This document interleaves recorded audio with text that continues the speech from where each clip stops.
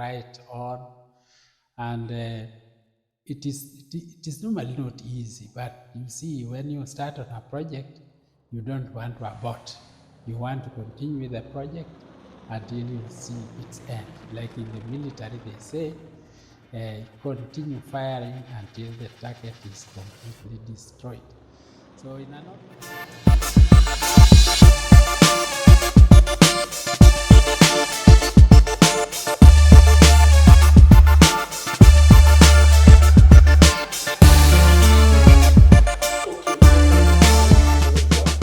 tuning in. My name is OJ Munyewe and the show is called Invilla Show. Today we have a very, very special guest. He's going to introduce himself. Welcome, my name is Peter Omondi, and there is a novel I'm writing, and this novel is fairly a long one, and it was my wish that it will be printed or it can be turned out to be a screenplay novel. To start off, this novel, it has taken me quite a number of years, maybe about 4 to 5 years, trying to research about it, to think what I would like to write on, and it is normally not easy. But you see, when you start on a project, you don't want to abort. You want to continue with the project until you see its end. Like in the military, they say, continue firing until the target is completely destroyed. So in a novel, it's the same situation.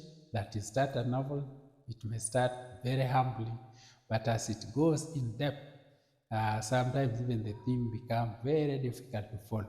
But the theme of the novel is very, very important, because without the theme, the novel may look quite shallow, and it may not actually interest the reader or whoever want to watch it as a screenplay. So to start off, what I've been trying to write about, it is a novel, which is a fiction, and my characters, I had chosen them quite in variety, considering the kind of novel I was going to write. And my characters, some are women, some are men, and some are even people in certain professions like soldiers, like anybody whom I would like to feature in the novel. So to start off, a novel is good to write it from a synoptic, because a synoptic gives you an outline of a novel, and sometimes the synoptic may tend to be very tricky, because a synoptic will enable you to plow through a novel, because a novel by itself, by its nature, normally is a very long kind of writing. And a novel, when you write a novel, one has to remember, it is not a newspaper reporting. It is something used as an entertainment. It is something which is hoped to captivate the reader and even make the reader feel that is belonging to the culture of that novel. So my novel, actually my main character is a woman called Jessica Marangi. Now Jessica Marangi, I chose that name because she was married to a man coming from another community, and that name is somehow alien to the community where she was married. So Jessica Marangi, as I have already mentioned, Jessica is a highly educated lady. She has a university degree on what would I call it? What do you call it? Okay, so this lady has that kind of background. It was on animal husbandry. So she was treating cattle and livestock in her community. So this one is the background of Jessica. And as I had already said sometimes, that Jessica is a foreign lady from the community where she is married. So to start us off, Let me try to give you a brief synoptic, which I'll have to read for you. And before I have to read it, then I have to let you know that synoptics is only an outline of a novel. It is not actually the novel itself.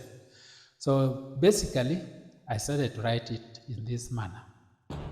Jessica Marangi. Although some women refer to men as tools they keep in their fancy toolboxes, but not Jessica Marangi. In fact, for years she faithfully stayed married to Sylvester Okwony, her husband. However, it was unfortunate that she had not yet born him a child. This situation became a concern to her and some of her women colleagues. It had become a frequent source of gossips by women of Madin. She was a highly educated woman, but decided to remain a simple housewife. This surprised many of her women folks who had a low opinion of educated women who hardly keep their marriage vows, especially when their husbands are away from their homes. They easily become loose women. They had seen with dismay many of their colleagues become prostitutes. Therefore, her faithfulness to Okwony was a surprise to them.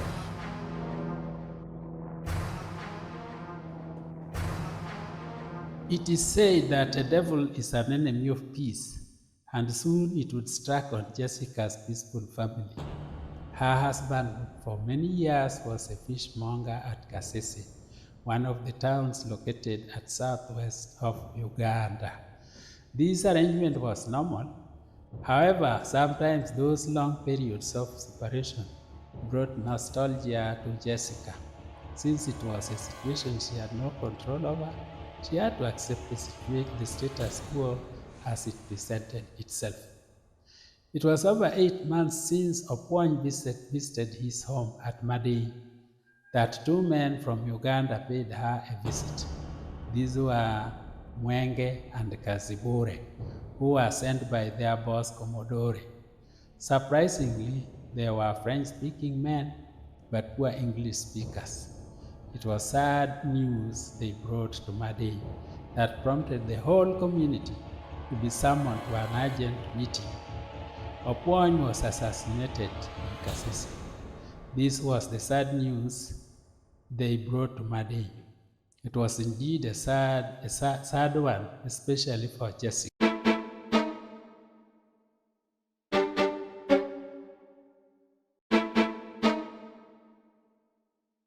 The sad news they brought to Madei. It was indeed a sad one, especially to Jessica.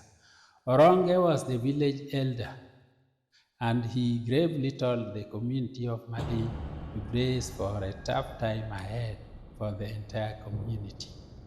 The community remained patient for a month without taking any tangible action to abate the situation. For sure, that situation could not be left unresolved for an indefinite period, so a remedy had to be found. This was exhaustively discussed collectively with Jessica, but she did not accept the idea of a ritual burial for her husband. She was a girl imported from Kisii. The leader's choice of yago fruit as a burial object in place of her husband's body surprised her. She said no to such an arrangement, but leaders tend to bulldoze issues. Therefore, they did not take her seriously. They thought she was only joking. And when the day came for the rite to take place, they remained with powers which were not able to persuade Jessica to comply with their demands. The burial rite was therefore unceremoniously aborted, and instead they contributed for her a funds to enable her to travel to Uganda to search for her husband. As she was expectant, they told her to ask her brother-in-law Rabur to accompany her to her treacherous escapade. Rabur, on the other hand, was a Chang'an addict, nearly good-for-nothing fellow. Their long-time family friend, Mr. Semahanda from Uganda, came to help her.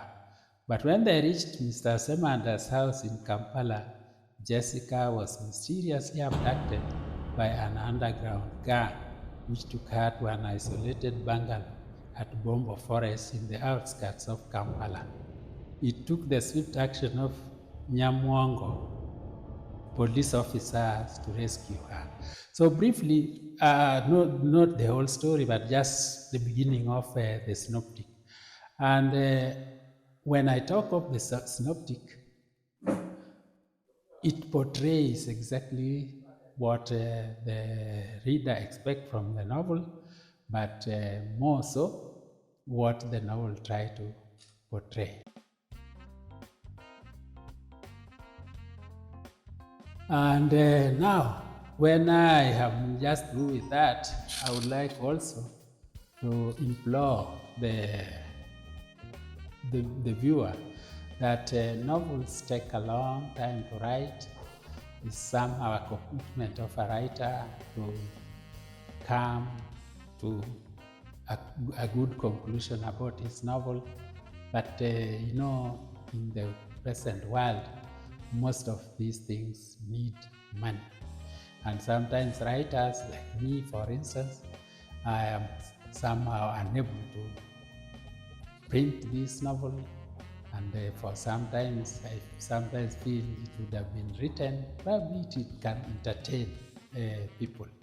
So I would implore whoever is watching to think about that investment of investing in this novel, because to me, the way I look at it, would be good for also for screenplay, and a screenplay normally attracts many viewers.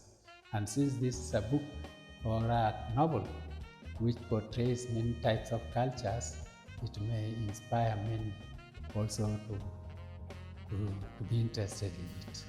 Okay, now when it comes to characters, which I should not be forgetting, we have some main characters, like say Jessica, I've already mentioned severally. Jessica, looking at what the role she's taking in the novel, she's a very weak character because her situation could not expect her to be vigorous. Number one, she was expectant. The book actually starts by placing her as a woman who is expectant. And in such a state, such a woman cannot be a strong character. Now, there is also another hidden character. And this one is called Cecile. Now, Cecile Bear is from Rwanda by nature, and she was the one whom Opwony met, and he is the one whom Opwony sent to Kampala to inform his friend Mr. Semanda about his problems in Rwanda. Now the other character is, we can say, is Shotput. Shotput is one of the colleagues of Kazibure and Mwenge, who are actually, we call, they are people who are gangsters, and he was a pygmy. Last but not least, we have character like Rabur. Rabur is also a character, but his role is somehow obscure because he's a drug addict, he's an alcoholic, but quite talkative and sometimes quite stubborn. And in the book, when you read about Rabur, it is quite stubborn, and I can only just relate to you about Rabur. When he was a young boy, people thought he would become a priest. But when he went to secondary school, he became an alcoholic. So his dream of becoming a priest sort of was shattered. So eventually he became a teacher, and he was nearly a hopeless teacher. But despite so, he was still a teacher. Then we have also this character called, who is this one? A character like Josephine. Josephine is a brother-in-law to Jessica, and Josephine is the brother to Opwony, who is the husband to Jessica. And now Josephine also was playing a very good role. She was actually a mentor to Jessica, who came from another tribe. And that one was very important to have Josephine as one of the characters. And in the village, we had this Oronge. Oronge was the village elder. And being an village elder, he played a role, particularly when there was this time of a crisis, when Jessica refused to comply with the demands of the elders. And I remember from the novel where Oronge was really sympathizing with Jessica, saying that this woman does not know the strength of the elders. The elders have all the muscles to use to make her do what they want. But unfortunately, when it came to the actual scenario, Jessica defeated all the leaders, and they were somewhat annoyed. But then they said, when a woman defeats men, it is easier to say, it was just unfortunate that she defeated men. Okay, the last character I would like to bring into the book is Habiba Shangalala. Now, Habiba Shangalala is a pilot from Tanzania.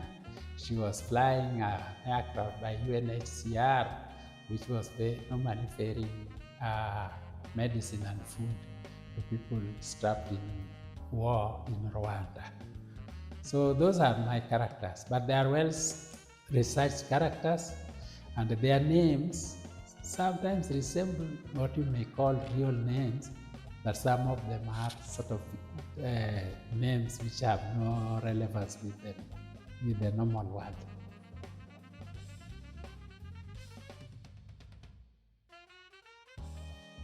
This is where now I have to plead more and more that to write a book, particularly if it took you 5 years or more to write a book, it is quite involving. But the involvement normally is supposed to bring these, what we call, the book should actually show that the writer is serious. It's not just like pop music where somebody just comes up one morning and comes up with a song. But in a novel, it's a little bit different, because you have to use the proper grammar. You have to use so many things so that the book can actually be a book.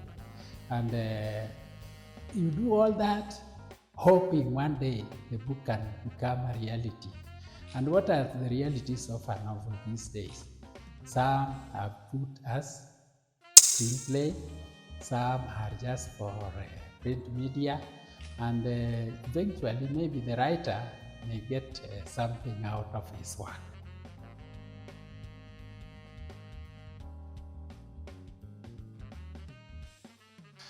Now, in my last closing remarks is that I thank you, whoever has watched.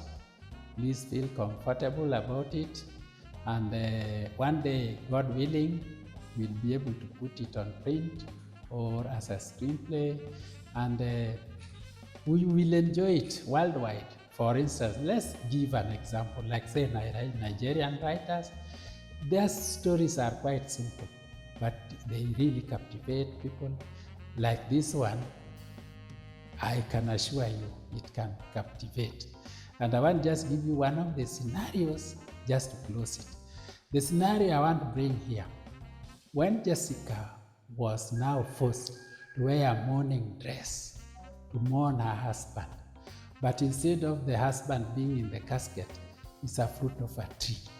And that one was very appealing to her, and she said, whatever these people want to do, she's not going to accept.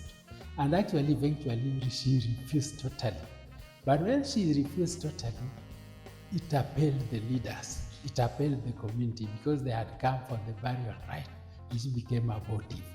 And for Jessica, it was a win more, because the action did not take place, and since it did not take place, she was happy, because she was asking herself, today, if I accept this burial, the ritual burial to take place, my husband, if by any chance would come back to life, what will he take of me?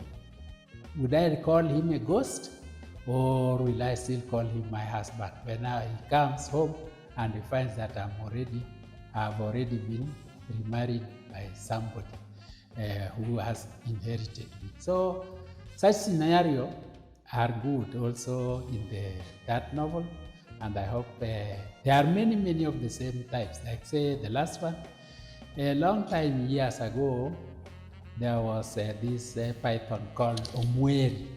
Now Omweri, for the people where the Omweri came from, it was a python, and a python, people really cherished it when it was taken to a museum for show. And then the people complained that the Omweri should not be taken to a museum for viewing, because the drought hit the country, and then the people started to complain because it is Omweri was put in a museum. So they wanted the Omweri back. So these are some of the things which are written in that novel, and they can become quite interesting to read. Thank you.